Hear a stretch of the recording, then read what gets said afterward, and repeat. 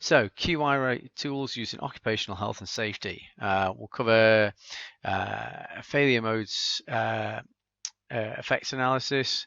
We'll cover event tree analysis and fault tree analysis. So failure modes and effects analysis. It started in the 1950s when they're designing military systems. And a lot of these actually have their origins in military applications. And so FMEA provides an organized critical analysis of potential ways a system can go wrong, it can fail, with identification of associated causes and analysis of severity of potential outcomes. What it does is it sticks probabilities in there to work out how likely it is for these things to go wrong. And ultimately it develops, so with a severity criteria, it develops a risk priority number. So you chuck some numbers in there and it gives you a formula. And it helps you to then judge using the ultimate risk priority number, this number that's spat out by the calculation, to rank corrective action and considerations, and so you can prioritize what you're going to do, because unless you have an infinite budget and the most compliant and understanding of managers, you're never going to have they're never going to be able to deal with everything all at once, and so you have to put things in priority order. So it can be qualitative or it can be quantitative. So if you add probabilities in there, it becomes purely it becomes a quantitative approach. It relies on it does rely on the user knowing or being able to work out all of the failure mechanisms, so how things can go wrong. So it deals with the foreseeable, but it doesn't deal with the unforeseeable. And you might argue, how can it ever do that? But it relies on the knowledge of the people that are carrying out the assessment and how they are able to interpret failure. So if they don't pick up something that might go wrong, then it tends to go. That tends to be where you get the problems.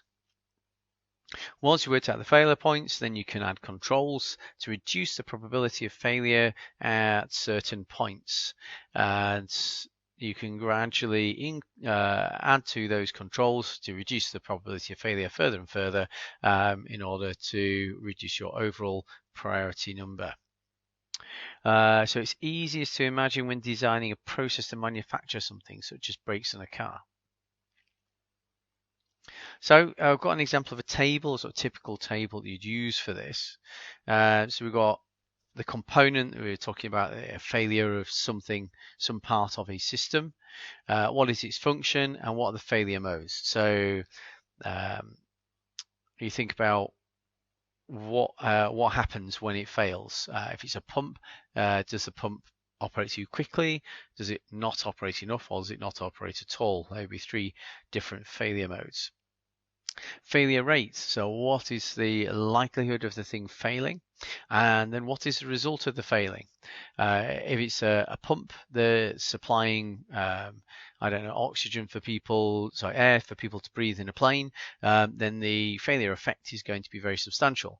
But if it's something that's just running, say, coolant into an engine, then it might be that you then start getting a gradual heating up of the engine. So criticality comes in there. Detection methods. So how are you going to know that your pump has stopped working? What is going to be the indicator that flags up? And then preventative measures. So what can you do to put in place to deal with that problem? So it involves identification of the components and the parent system it sits within. You need to isolate the failure mode and the causes of failure, so multiple.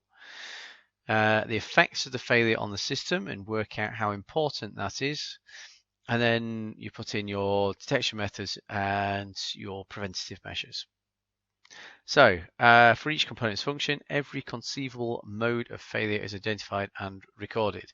So as you can well imagine, this is a very time-consuming and thorough approach, and you tend to employ it where you have something which is it was really worth the effort to reduce the level of risk from it.